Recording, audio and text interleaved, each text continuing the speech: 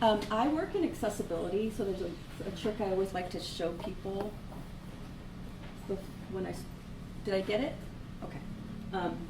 Down here in the corner, there's options here for captions. You can do text size. I usually do large, and then I put it at the top, and then I turn it on. And if you're logged into Google, hello, usually captions turn on.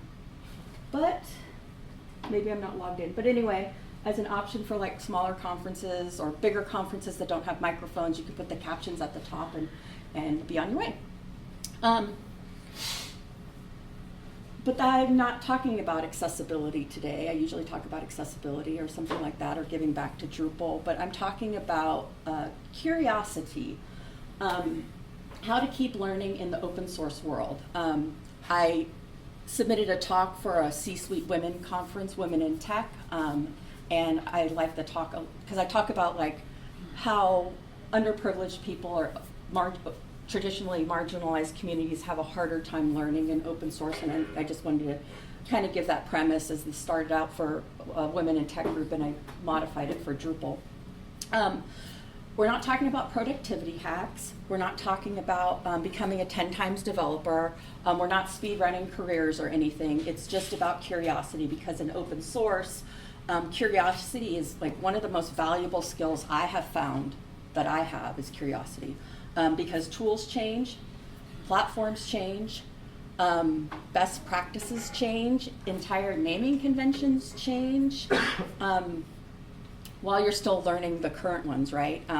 So it's really about how to keep curiosity working for you.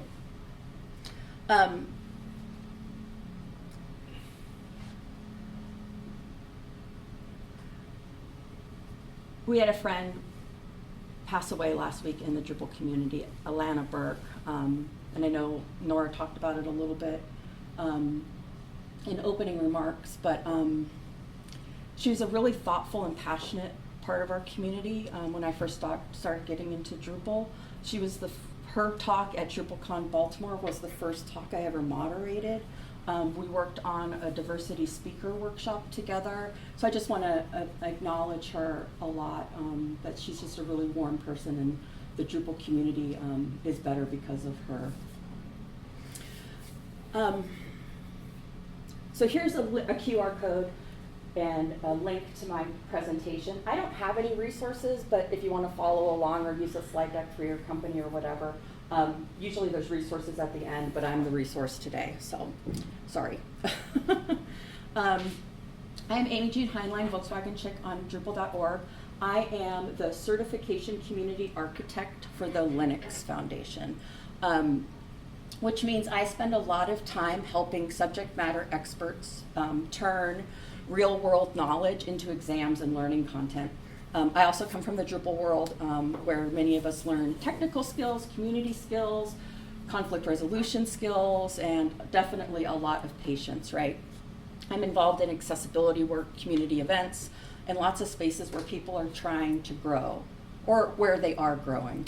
So this talk comes from people, like seeing people in real time learning, where they get stuck, and how often brilliant people underestimate ourselves, right? We're going 3 places today. First, we're going to talk about learning in a changing open source ecosystem. Second, we're going to talk about how certifications are checkpoints and not finish lines. And the third is how we can use community for momentum. Basically, how to keep going when everything changes, how to measure progress without letting it define you, because that's hard, right? I remember when I first got into Drupal, the company I worked for wanted me to take the Drupal 7 site builder exam, and I failed it a few times, and didn't make me less of a site builder, just made me realize I'm not a good test taker, right? So what do I do now? I write tests. But you know, how to measure this progress without letting it define you and make you feel bad, and you know, mostly like talking about how we're not in this learning curve alone. So quick story, I kind of mentioned it. What's your name? My name is Chad. Chad. Yes. Chad asked me about Volkswagen, and I kind of mentioned like my first career in life was being a Volkswagen mechanic. So I didn't start in tech. I worked on air-cooled Volkswagens, and then I was a nurse. So, well, I am a nurse, actually. I'm a nurse by trade. My path into open source was weird. It was accidental, and it definitely wasn't strategic, right? I mean, Drupal? No, I'm just teasing. Teasing. I ended up building a Drupal site and got curious. Anybody remember Drupal Gardens? Oh, Yeah, so that was my first site. I didn't actually build it, but I wanted to build on top of it, you know. So I went to an event. I met people. I asked questions. I kept showing up. And somehow that turned into a career in open source, which is important because if you think about it, your path isn't always clean. Who started in tech? Yeah.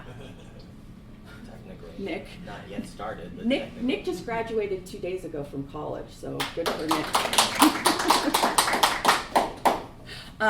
Anyway, you know, we sometimes, you know, as a person who started in tech in my late to mid 40s, I had this idea of what people were. You know, I had like, first you get the computer science degree, you get an internship, you get a junior role, you get a senior role, you get a fancy title.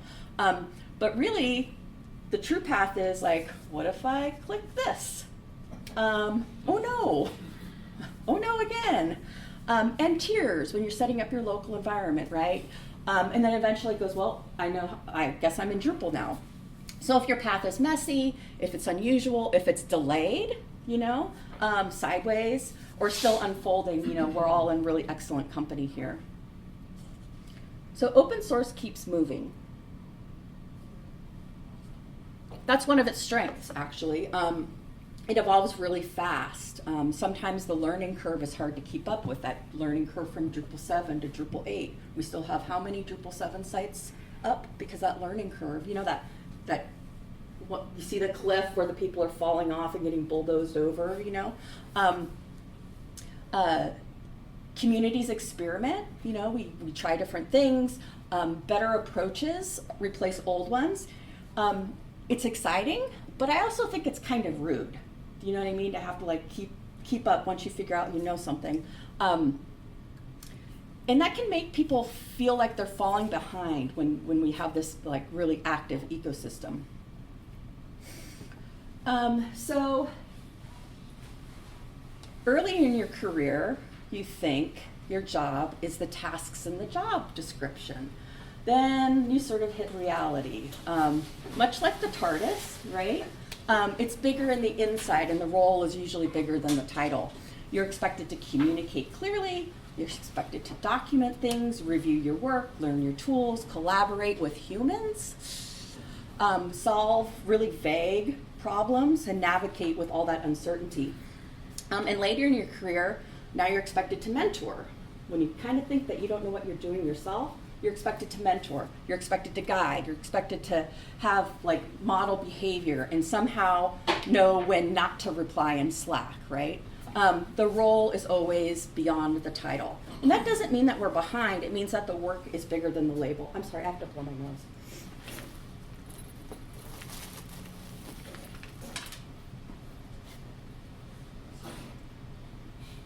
This is real life happening, you know? Okay.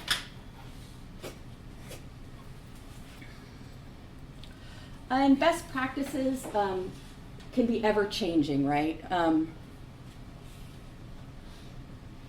So I didn't update my slide, I'm sorry. I'm not supposed to say moving target anymore, so I want to apologize for that. We're supposed to use different language these days. Why is that? Because it's a military term. Yeah, so better not to offend anybody, right?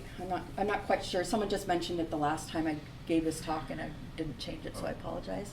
But when we're early in our career, we're just learning the rules, you know, we're learning the rules while they're changing. Senior folks are unlearning habits that used to work beautifully in 2017, right? The tools that you helped adopt can get replaced faster than expected. My first job was working on Calabox. Anybody remember Calabox? Turned into Lando. So, I was working on a tool that was obsolete within 6 months.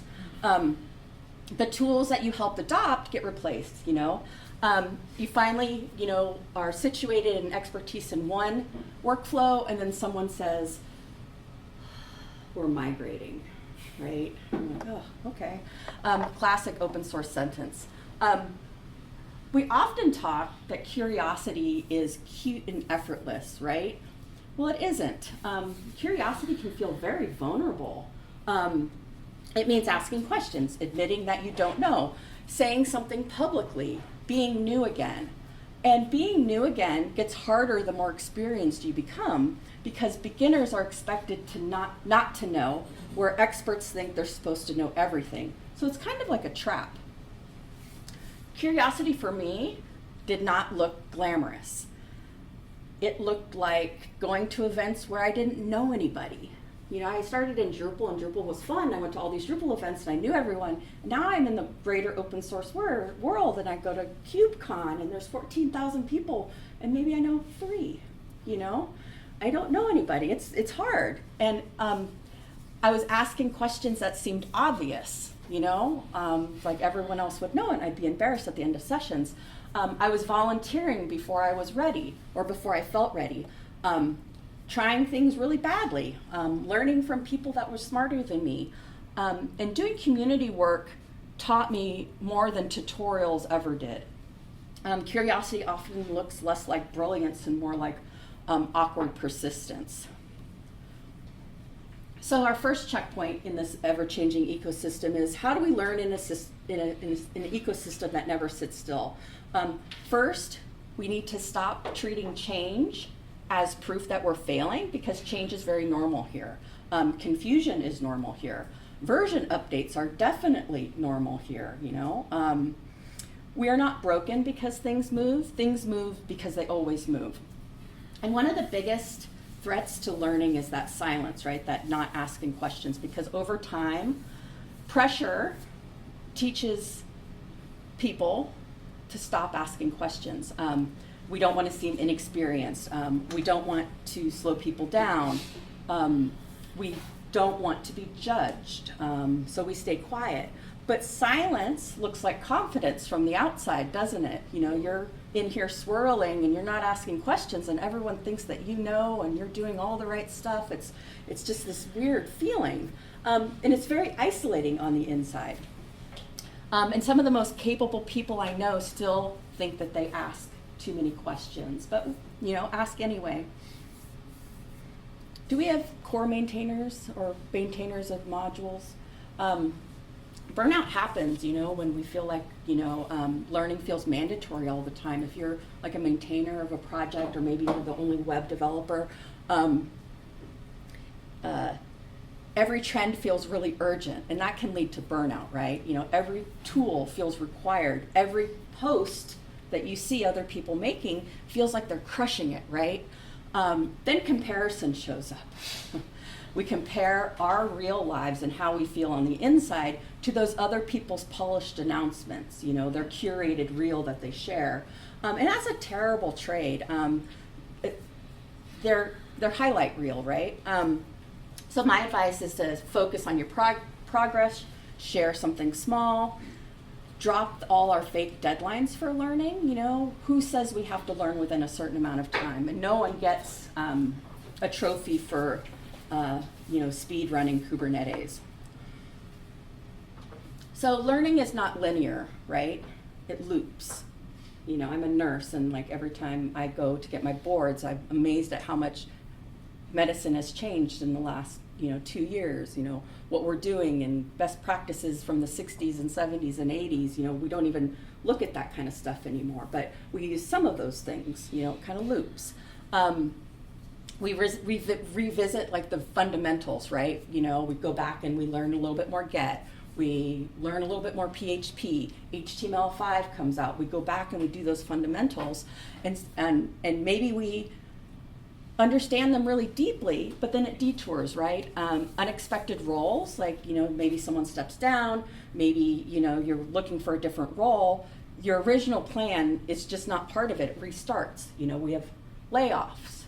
I've been laid off, and my career completely changed after being laid off from Red Hat.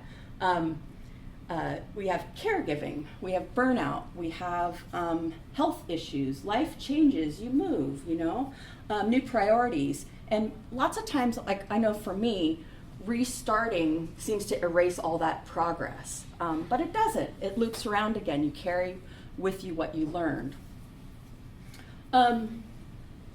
So how many of you are, like, besides Nick, like looking to like restart your career soon, like changing something up, like maybe moving from a developer to a project manager? Anybody like have that sort of thing going on? Yeah.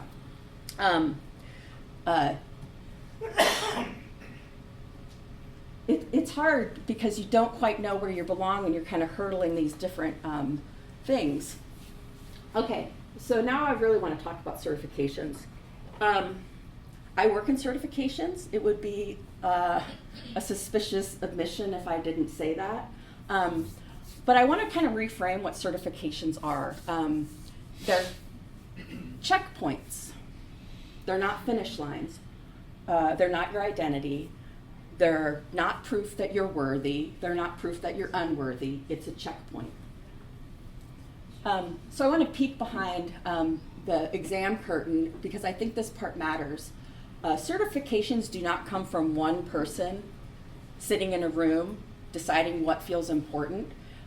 It comes from hiring managers. It comes from technical project managers. It comes from people who are just starting their career. It comes from different companies. It comes from different roles. It comes from different continents, and I'm talking specifically about certifications in software, or open source technologies. They come from all over. How I use software is different than someone in Africa, how they use the same software. So we try to make the exams very well-rounded.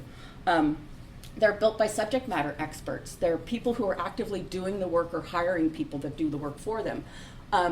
So we start by defining something called the minimally qualified candidate for that role. It could be an associate level, like say 6 to 12 months in the role, or an engineer that's worked for 2 or 3 years. But we define that minimally qualified candidate. So basically, what does someone need to know who's competent in this role? Not perfect, not senior, just capable. And then we build a blueprint from there. We talk about what skills matter, what someone should be able to do. And then the SMEs, the subject matter experts, come in and review the content. The content is shaped by real practitioners, not theories. I'm running a beta right now for PyTorch exam, and I do a search for all the people who are using PyTorch, but I want to hone in on that person who has that 6 to 1 year experience. But I also have other beta testers who have no experience and a lot of experience, and we develop that cut score and what that grading level is based on real people taking the exam. So when you take a certification, you're not being measured against some abstract ideal. It's not like 75% and you're correct. It's really about the community you're working with. It's community-informed expectation, I guess I'd say. And at their best, certifications do 3 things. They show where you are now, they reveal gaps, and they build confidence through structure. And that's useful. Because most learners don't need judgment. We need direction. We need to know what to focus on next or what to focus on first. And they need evidence that their progress is happening. And a certification is not forever. It reflects one moment in time when you took the exam.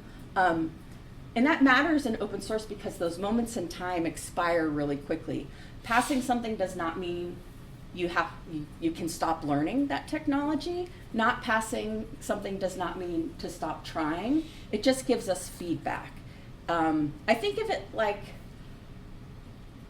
less like a verdict, but more like a GPS.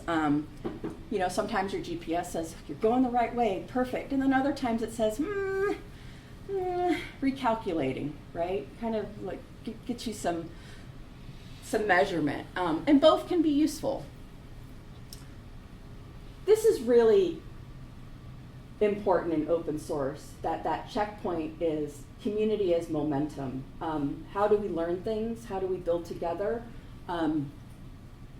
Because motivation comes and goes, that burnout, that caregiving, just other things in life.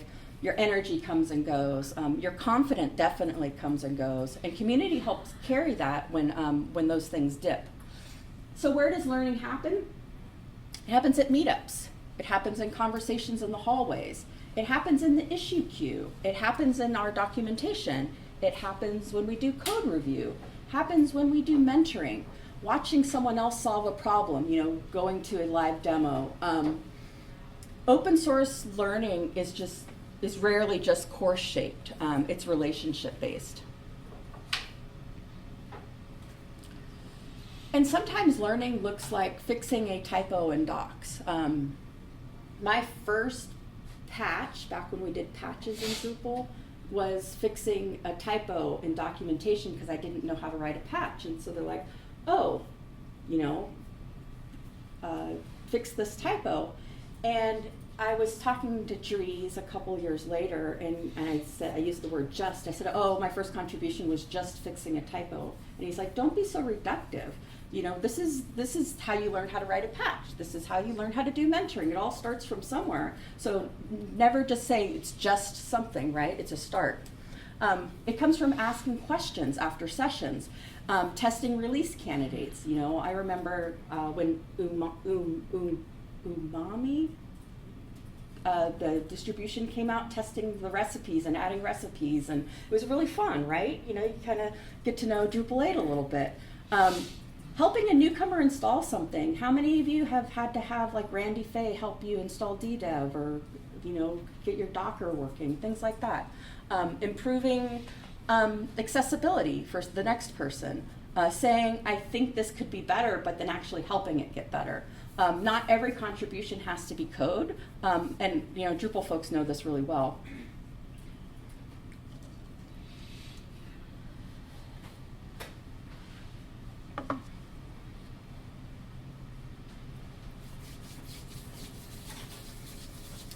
I tend to underestimate my small actions because they look really small in the moment, like that typo thing, right? That started with, just a typo, but then I became a lead mentor just because I knew how to write a patch, right? Teaching people to write patches. One question doesn't always feel life-changing. One document fix does not feel career-defining. One conversation at a camp does not feel like a turning point. But open source is really full of stories that started exactly that way. Most momentum is built really quietly. It's rarely dramatic, and it's usually, but it's usually consistent. So small wins, is that where we are? Yeah, small wins. Some days you're not building a 5-year plan, other days you are. But some days it's the win is smaller than that. You finally understand the one concept and you're like, oh, I need a different port, little things like that. You solve one annoying problem. You ask the one question that you've just kept sitting on. You read the one thing that makes the next thing easier, and that counts. Not every day in our life needs to be transformative. Some days we just need to move, but other days you just want to lay in bed, right? I did that on Sunday. I laid in bed because I knew I had to get up at 3 a.m. to catch the plane on Monday. Sometimes we don't give ourselves permission to pause. We're leading camps, we're working, we have gardens to weed, but rest is allowed. But I know like the tech culture doesn't always say that kindly, so I'll say it directly. It's okay to step back. It's okay to be tired. It's okay to return with more energy and a better attitude. But this is sort of a double-edged sword, the saying that to be a leader, you need to step down gracefully.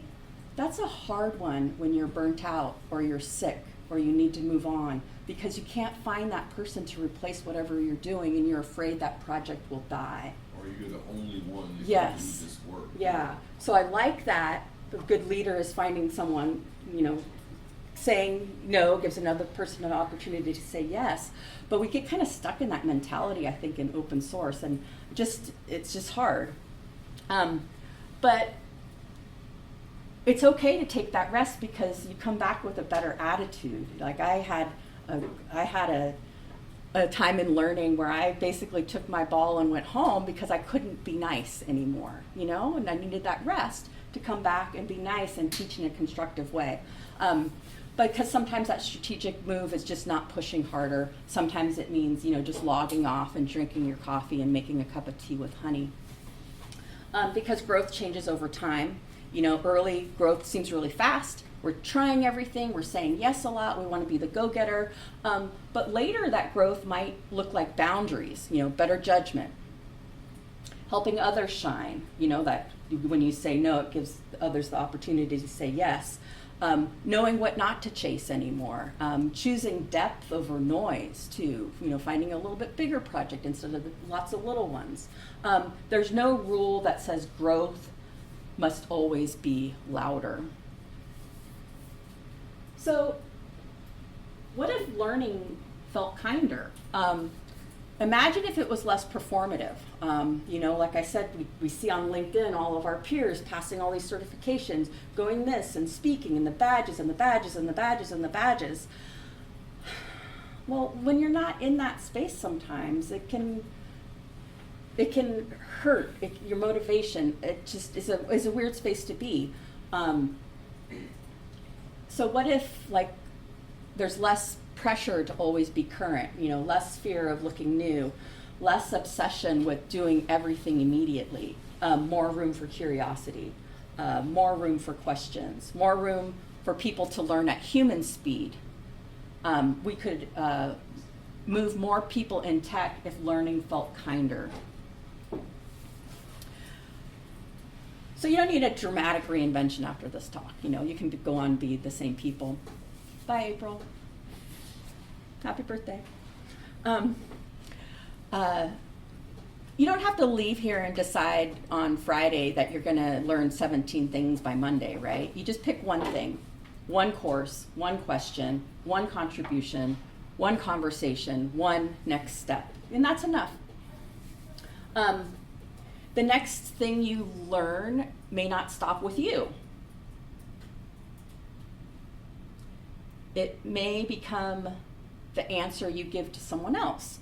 It could be the doc that you improve for the next person. When I first got into Drupal, I was doing support, and I was working for UCSF or on one of their projects, and I was expected to install modules and learn how they worked, and so I thought, oh my gosh, look at this, there's this README here.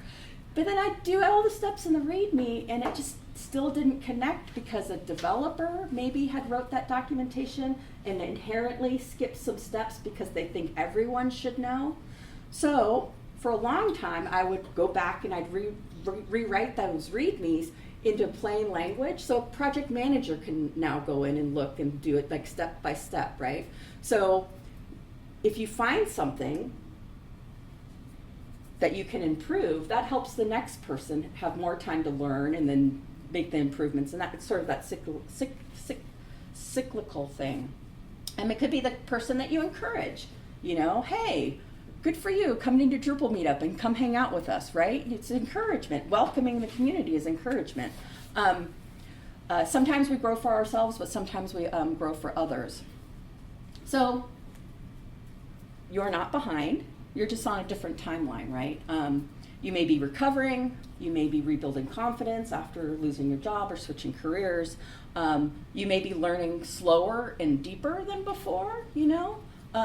That task that someone else did for you, like the IT department, but now you don't have an IT department and you're the person doing it all, where now you have to set up your local, you have to set up your machine, you have to set up the network. And it might be that you're simply living a real life where you're trying your best, right? So we're not behind. That curiosity is still there, and it's quiet, but it's enough, and just keep going. So I'm really short, I'm sorry. This was a 20-minute talk that I tried to expand out to 40, and I didn't fail, but I didn't hit my target. So if you leave today, well, you are going to leave today, just realize that like learning is not linear. Using curiosity, you know, instead of like moving on to the next thing, does anyone do like bumper cars when they're reading a book that like has a lot of words that they don't understand? Instead of moving past that sentence you don't understand or the word that you don't know, that you look it up in the dictionary, and then the dictionary says something, and you go on to a resource guide, and then you've forgotten that you're reading a passage in a book, you know? I like that sort of bumper car stuff, you know, let that curiosity go. And certifications are a checkpoint. You know, I was telling Nick, Yep. Nick, that we use them, like I like to think of certifications as, like if I take a certification and I pass, I still want to look at what I missed so I can learn more, you know, and say you're like studying for a Kubernetes security exam, but you're taking the beginning Kubernetes, you know, associate level exam, filling in that gap so when you're ready to take a performance-based exam, you can use that certification as gaps in your knowledge so you're really prepared for those other exams, right? And just, you know, use learning as a kindness, you know. And if Drupal has taught us anything, sometimes that rebuild takes a minute, but it works, so. And I think that's it. Yeah, so thank you for coming, and my short talk. I appreciate you.